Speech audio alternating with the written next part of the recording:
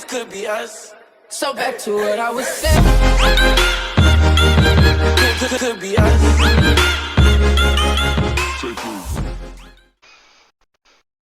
Hey, what's going on, you guys? It's Tyler. I'm back here today. I'm going to be giving you a tutorial on the big Reactors mod. This mod, it's really good for power-wise when you're running with other mods that require power, such as the ME system mod. I believe it's called the AC2 or something like that. But anyways, we're going to go ahead and get into it. As you can see, some of the blocks you have to have and items you have to make is a redstone furnace, which is not too hard to make. If you don't know how to make one, we can look it up right here. Let's see. Redstone furnace. Oh, well, we can't look it up. But either way, you need to make a redstone furnace. Put coal into it. If it was powered, it would smelt into graphite bars right there. And you can make graphite blocks if you'd like, but that's up to you. Second one, you'll find yellowite ore, which is from the big Reactors mod. It's going to be a good idea to go ahead and collect as much as this is possible if you plan on building a reactor. And I'm sorry to say, but back to this. This is the redstone. As you can see, it's part of the thermal expansion mod. But anyways, back to the next thing you would need to build. You need to build the casing starting off, and which will be 4 graphite bars, a yellowite or yelloranium, however you want to say, because the ore's yellowite, and then it smelts into yelloranium, and 4 iron ingots, just in this pattern.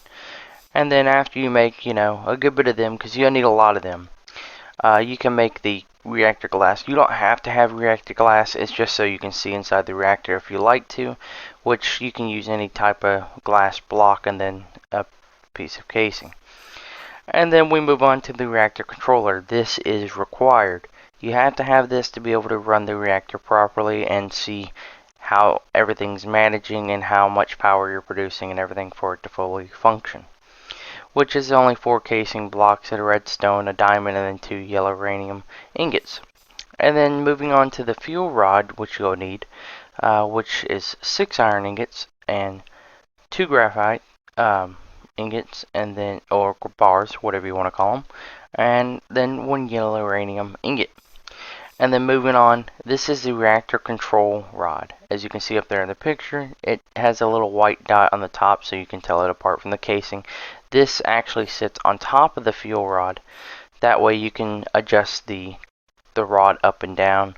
As you can see, 4 casings, and oh, it seems to be getting night. Let's fix that. As you can see, it's 4 casings, 3 graphite bars, 1 redstone, 1 yelloranium ingot. And then this is something you also have to have. Also, these last 3 blocks I've shown you is required. So is this one and the next one. This is called a reactor access port. What you need to do is 4 casings, a piston, and a chest. Pretty simple to make. You have to have this, and it can be switched from an import and an outport. So it can be blue or green. And this is what it does, is it ejects the fuel. You can do that and get all the fuel out of it that you put in there, or you can eject waste and take all the waste out that the reactor makes. Next thing you know, you have the reactor power tap, which that's how you're going to get your power out of the reactor, which is fairly simple as well. Just 4 casings, 4 redstone, not too hard. And then here are some liquids you want so you can cool your reactor. Because this is a passive reactor, just to let you know. But so first off, we have the water right here, and then as you can see, we have destabilized redstone, which is a part of the thermal foundation mod. Same with the resident ender, and with the gilded cryothium. That is another one, as you can see, is with the thermal foundation mod.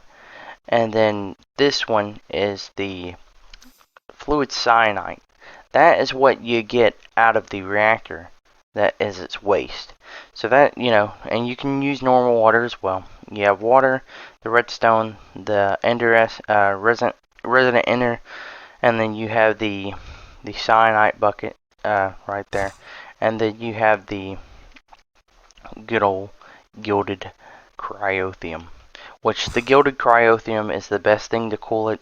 The second best thing would either be what comes with the big reactors mod, which is the fluid cyanite or redstone, and then the ender, the resonant ender is what it's called, and then water is really the worst.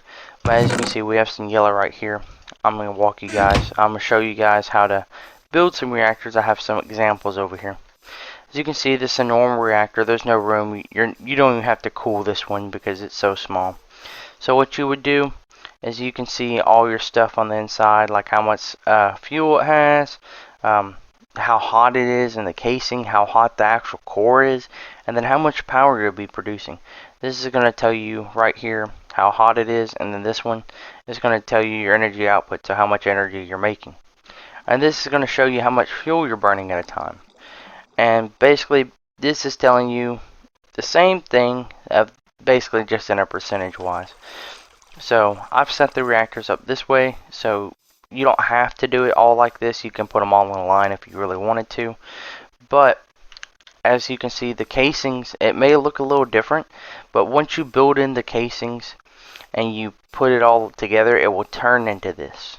Like, it will change the four corners, and every corner, like the frame wise, it has to be casing, and so same with the bottom. The top can be glass, as you can see on this one.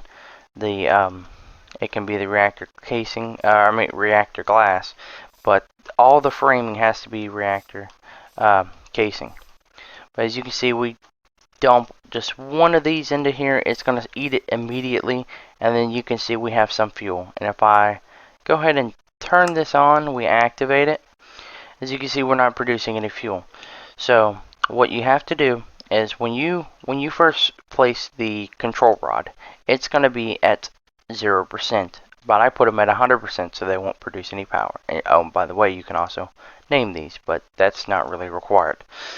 But as you can see, if we do this right here, we take it to 90%. It's going to start producing fuel. Or it's going to start producing energy. As you can see, we're making 5.7 flux per tick. So it's going to start building up. We're getting energy built in there, as you can see, and it's going to continue to rise. And since we're only at, 90%, let's say we put that back at 100, turn it off, and then we take it to 0%. So that means it's full open. It's going to heat up as hot as it can get.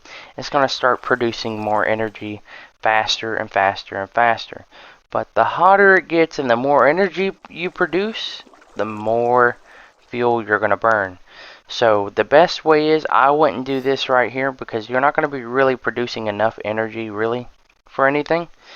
So I wouldn't say build something like this. If you're trying to power a small base, or like maybe like I don't know, a quarry or something like that, maybe build one of these. But as you can see, the next one, I just cooled it with water, but it's not the best, but you can tell a difference. So as you can see, I have it at 100 as well. We're going to go ahead and put one fuel into here, and it's going to eat it. And then once it eats that, we're going to activate the reactor. As you can see, it's making 0. And then we're gonna move it up. Or actually, what we'll do is we'll go ahead and take it to 0. As you can see, it's going to start heating up quicker. It's going to start producing more fuel faster. As you can see, it's producing about, it's still building right now. It's at 60, and we go back over here. This one stopped at 59.9 or 4. I'm sorry. And this one over here, it's doing 62. It's a little bit better because it's fuel. It's cooled. It's cooled, so it's going to be making more power because it's cooled. It's not as hot as the other one, I don't believe. Or it is a little hotter, but it's cooled. So it's also burning about the same amount, I believe. Yeah, same amount, because it's cooled. So we move on to this next one. I've added 5 of the reactor control rods, which you can add more if you wanted to. But if you add more than just one, I would say space them out how I did. That way you can put whatever you want in between it, water or one of the other liquids over there. Sorry, it's becoming night again. My bad. But that's probably one of the other ways. One of the better ways to make sure everything's properly cooled and stuff like that. But we're going to run over here, and you can see we can put some more in here. We're just going to throw a bunch in there. And then, let's see. We got a lot of fuel in there. We're going to turn it on. And then, see, it's making no power. So, I'm going to come up here. And say we just do them all to 90%. That's not too bad. I mean, it's going to stay cooled, and it's going to stay, because the more percentage the rod is in, it's going to stay cooler because it cools it down. But the more you take it out, the hotter it's going to get, and the more energy you're going to produce. As you can see, we're producing 230 already, but that's because we have more control rods, and we're still burning about the same amount of fuel, and our power's going up more and everything else. So we're still around the same, and we're burning same fuel, same temperature really, but we're producing more fuel. So the bigger you build it and more control rods you have, the better off you're going to be. But the thing with that is that, see, that 0.007, that's not for the whole reactor. That's like per tick. So, but per tick per every control rod. So every control rod is burning 0.007. But if we go back up here, my bad, and we say, oh, okay, we want to put these back at 100, and then we want to take them all to 0 and pull the rods completely out. We want it to be full throttle, opened up wide as can be. It's going to start producing energy quicker and quicker and quicker. As you can see, it's starting to build faster, but it's going to get really hot quick. So you can see it's at 1,120 something degrees Celsius. But we're producing a lot of energy. We're producing 2,500 right now, and as you can see, the fuel burn up rate is going up higher as well, and so is the percentage. So the more hotter it gets, basically, the more energy you're going to produce. Now, with that saying, it's also going to burn more fuel. So, like, we're at 31%. With that being open throttle, say I run this for, I don't know, 30 minutes.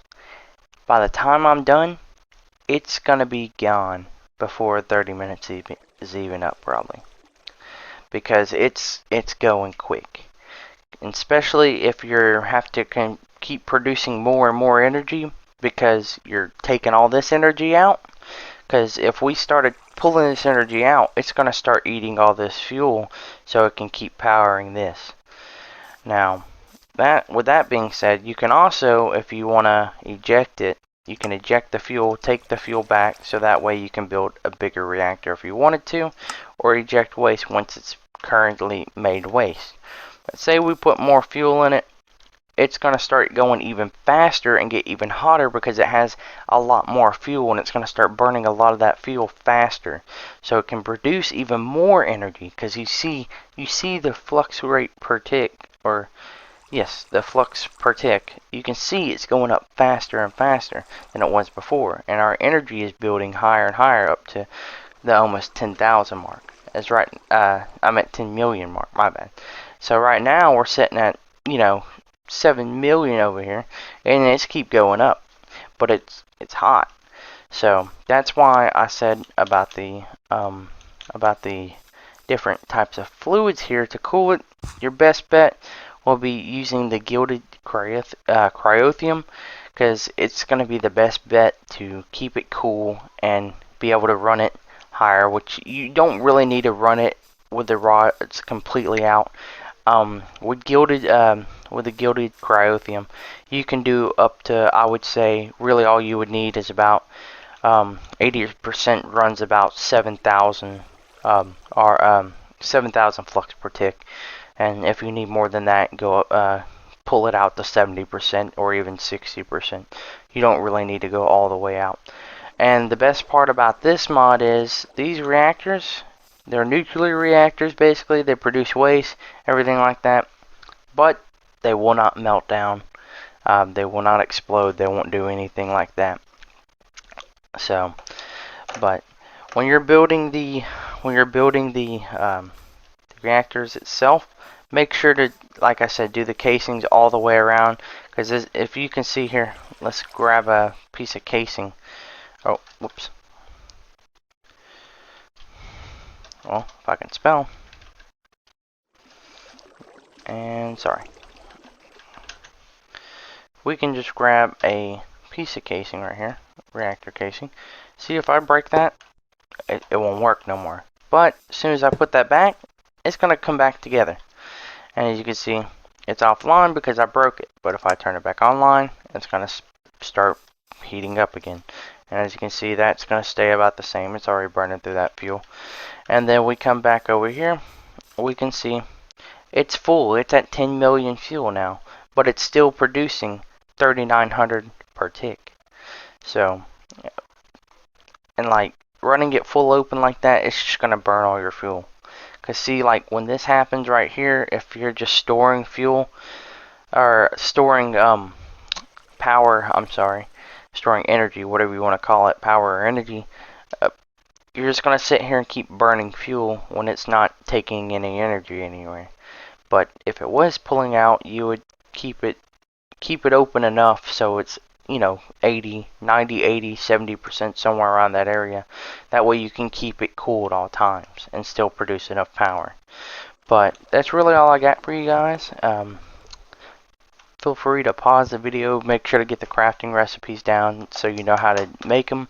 But I hope you guys enjoyed, and I will see you guys next time. Peace.